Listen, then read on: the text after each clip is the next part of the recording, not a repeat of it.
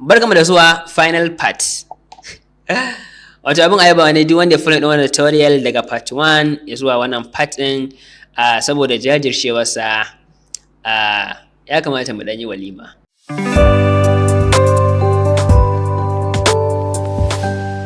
Assalamu alaikum, barkanmu da zuwa Rheems SkillSwitch a cikin tutorial series na Blender wanda wannan shine part 8. A wannan part za mu yi animation and rendering inda za mu yi animating din camera sannan kuma wannan nuna mana yadda ake rendering setting ta yadda za mu select din render engine da kuma format din da muke so mu exporting din aikin mu ya koma video. So za mu yi animating din camera da kuma yadda za mu ake rendering. So ran mai da timeline ina kuma farko ga camera dina a nan gurin. So anan zan nuna mana yadda ake animating. Za ka yi animating akan layout kuma mu tafi kan animation mu clicking akan animation. So da mun yi clicking akan animation za mu ga 3D view din ya zama guda biyu.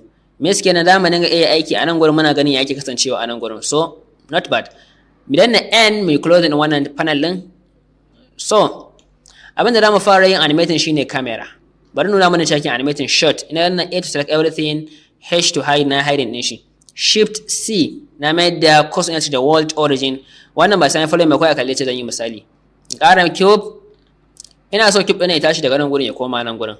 So yana nan gurin sai na I to insert keyframe sai saka location ga wasu keyframe sun zo ana sai in ja timeline ina zuwa kamar 100 na G in kashi nan dan na I in sa location. So bari mu ga ana gani ko da misali character ne kake so ka image din kanshi in ne clicking a haka na sa insert keyframe na ƙara haka sai sake frame to da na ringa moving from timeline to timeline nan kai na to amma haka kan zai dinga jiya still. So haka ake animation.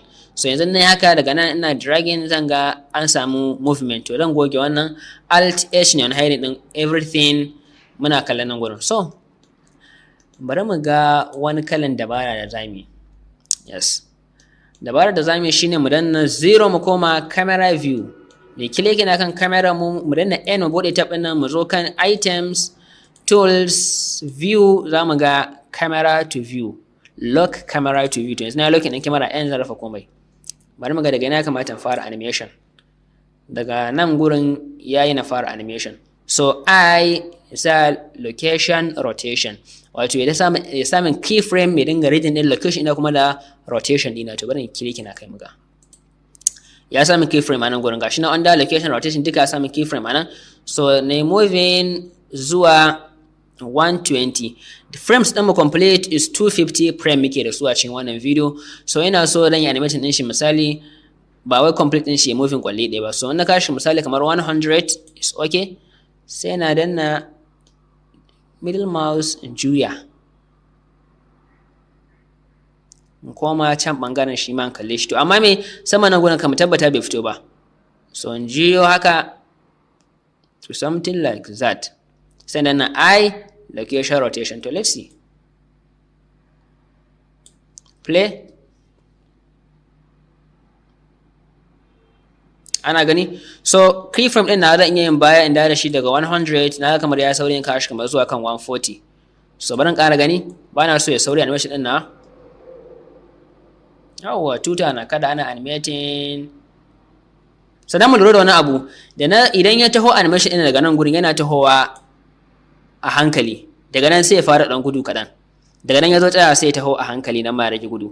Wannan yana nuna mana cewa muna kan bezier ne wajen keyframe ne mutum dan na H select everything anan T zamu ga muna da nau'in keyframe interpolation anan gurin kala kala. Sai dan na constant bari ga me constant yake constant zai taho da animation daga nan gurin ba tare da kamera yana motsi ba yana zuwa kan next keyframe ko zai switching to dan view din da muke da shi an gani. So idan na danna T na koma kan linear a nan animation ina zai taho ne kawai linear wato straight ba sauri ba gudu tafiya ɗaya value ɗaya yake da shi na moving ɗin da yake daga nan ɓangaren zuwa nan ɓangaren. So idan kuma danna T na koma kan bezier ya fi smooth na clicking a kai dan ga taho a hankali wanda zai mai zuwa kan graph editor ma mu ƙara gyara adadin yace ke so kana so ka ɗauki video shot misali na mota ne ka ɗauko kyamara za ka dan taho kana hasko tayar ta sai ka taho da gudu ka zo kan jikin tayar ka dan ja baya da gudu ka dan taho ta gefe a hankali. So duk kalan wannan animation nan wanda za mu yi create wani video akan wannan next a nan gaba. So a nan animation din mai sai mu dauki keyframe din mu mai da shi timeline din mu kai shi karshe zuwa 150 daga nan sai na jiyo haka in zuƙo in taho haka.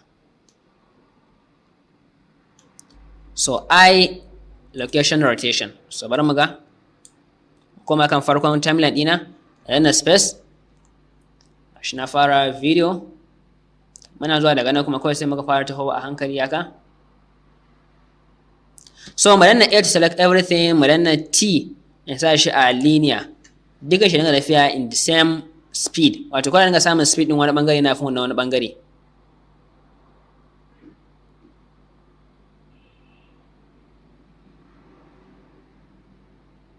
So haka ake yin animation a cikin Blender na camera ko kuma na wani object. Kana da object mesh ne kake so ka animating din shi, still kai clicking akan shi, kai inserting keyframe by pressing I, ka sa masa location ne ko rotation ne ko scale. Idan ma misali abai kake so na ƙara girma, kai clicking akan shi kalan na I zaka scale, zaka iya inserting keyframe akan scale din da yake da shi, kai gaba ka ƙara inserting wani keyframe ka bude shi, sai ga da kai animating sai ga yana abin yana ƙara girma ko yana rage girma. Ko misali kana amfani da emission node ne, mun ƙara emission node din mu haske da zo, to zaka animate din hasken ma, misali haske din ƙaruwa haske din raguwa. To komai a Blender ana animating shi ta hanyar inserting keyframe, sai a sanya wani value, amma rotation ne da sauransu. To a nan gurin mun yi amfani da abubuwa guda biyu, da rotation da kuma location. Me yasa mun canja location din camera sannan mun canja rotation din wannan camera din. So da misali na amfani da ko iya location ne, a nan kawai camera da muke da shi a nan gurin zai canja location ne kadai ba tare da canja rotation ba. Next thing shine rendering. Ni na ga cewa rendering wato shine mu dauke file din mu daga 3D file ya koma video format ko kuma ya koma image. Bari mu ga cikin rendering. Bari kuma kan layout, yanzu na kan frame 100. So idan na koma kan render setting, zan ga ina kan cycles, zan ga ina da wasu properties da yawa a nan gurin. Na click na kan, na zo nan gurin na click na kan render, na sa render image. Bari dan yi zoom baya kamar haka. So idan muka dauka nan gurin zamu ga mana da value a nan gurin gashi nan yana ta canja, to sai ya kama kammala wannan value sannan ya ba mu asalin image namu zai kasance. So wannan is much rendering zai fi kyau idan misali kana da GPU ne kan computer ka, to wannan zai dinga yi da sauri yana yi. So za mu dan yi wani setting wanda zai sa wannan rendering da mu dan yi shi ba tare da mun dau time mai yawa ba. Setting na farko mu je kan render setting, bari na clicking akan render view. Zan ga aiki na nan, ko da na canja frame zan ga still ga aiki na. To bari na tsaya akan wani frame kamar haka. Yes. So setting na farko shine noise ratio. Bari na ja mana nan gefen da kyau mu gan shi. Muna da sampling, under sampling muna da viewport, under viewport muna da noise ratio. Wato yana nuna mana abin da muke da shi ne a nan gurin. So idan na rage wannan na mai da shi misali kamar 5, bari na clicking anan, zan ga nan ya koma 5. To means da yayi reading kenan, sampling ina reading 1 2 3 4 yana zuwa kan 5 rendering done, amma kuma ran ga wani hatsi. So miskinan fa ina saka kadan. So zan mai da nan gurin ran yi simple render setting din wanda idan muka yi shi da ya dauka misali time kadan yana rendering, mai kuma misali ka dauki time sosai kana rendering. So dan nan ya zama 10, na danna kan denoise. Abinda denoising yake shine yana denoising din wannan noises da muke da su a cikin Blender sai dinga smoothing din shi haka. Sai me yasa yake yin haka? Saboda me yana denoising ne a first frame. Idan click na kan kasan denoising din nan zan yi mai da shi koma start denoising at 5. Wato sai ya yi reading din 5 a nan gurin 1 2 3 4 5 sannan ya fara denoising din, a gani. So sai da reading ya je kan 5, daga 5 6 sai fara denoising din nan gurin. Daga nan sai mu koma kan render. Muna da 4000 samples wanda yayi zan iya mai da shi 12 samples. Da clicking a nan gurin. So yanzu bari mu danna kan render mu ga, ko mu danna F12 ko mu danna render. So aka yi clicking akan F12 ka danna wajen rendering.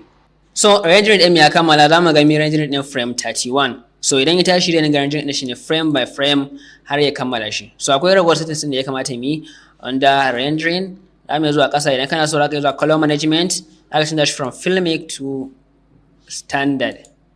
To zaka ga ganin kalan ka ya canja.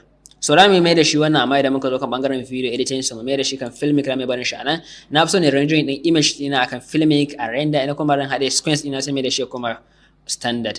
So the next thing mu koma kan output properties. Output properties nan ne inda yake ba mu damar setting din yadda muke so ake mai kasance.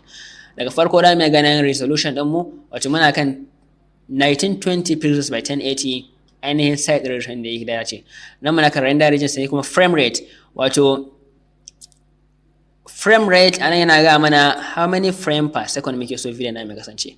So 24 frame per second is normal. Idan kuma kana so animation ɗinka zama very smooth, za ka yi mai da shi 50 frame per second, wato duk second ɗaya sai ya cire maka frames guda 50. So wannan is bad a wannan aikin namu. Za mu barin shi a normal yace yake a Blender as 24 frame per second. Daga nan sai mu yi clicking anan, za mu ga frame range zai fara rendering ne from frame 1 ya gama shi a frame 25 kenan, inda muka yi animation ɗinmu daga nan gurin zuwa nan gurin. So za mu ga animation ɗin ya fara daga nan ya koma nan. So idan kana so za ka canja naka tsarin animation ɗin ma. Idan muka koma ƙasa nan za mu ga output, mu select inda muke so mu sanya shi. Ina so ya tafi kan desktop, zan yi clicking anan gurin ne saving ɗin shi da render. Dan na accept. So na kuma muna da format, muna so mu format din da ya kamata mu rendering akan shi. Muna da PNG, muna da JPG, muna da gasunan kala-kala.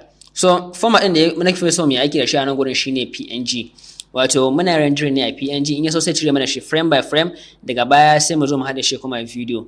Abin da yasa muke rendering a PNG hanyoyi ne da dama.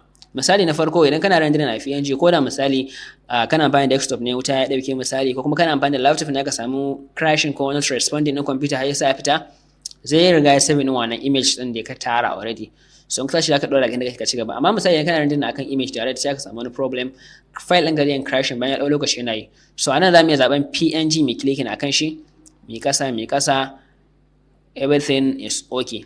Daga nan sai mu zo mu danna render, mu ga render animation.